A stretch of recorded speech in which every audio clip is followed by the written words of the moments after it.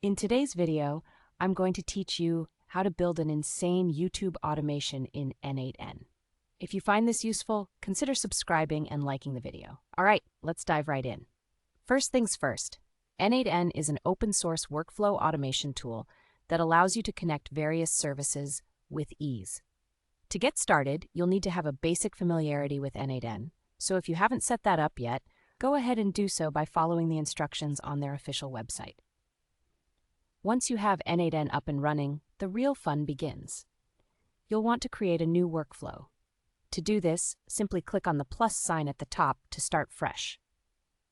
Now, let's think about what we want our YouTube automation to achieve. For instance, you might want to automatically upload new videos, share them on social media, or even collect comments for sentiment analysis.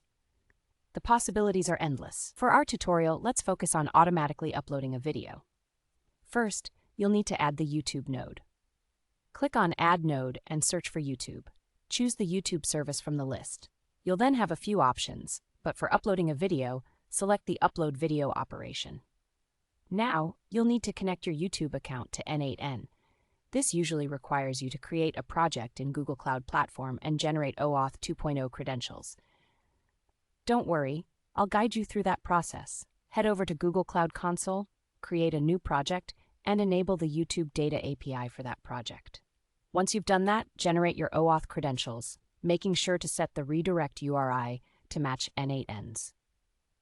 With your credentials ready, go back to n8n and in your YouTube node, fill in the required authentication fields. You'll input your client ID, client secret, and the redirect URL you just created. Once that's done, n8n will prompt you to authorize the connection. Follow the steps and you should see a success message once everything is set up. Now that your YouTube node is connected, we need to feed it the video data you want to upload. You can do this in various ways, but a simple approach is to use an HTTP request node to pull video information, like the title, file path, and description.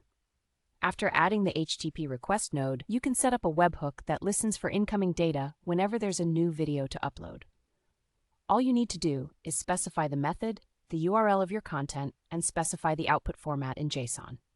Great! So now we have our YouTube node set to upload videos and an HTTP request node that provides the video details.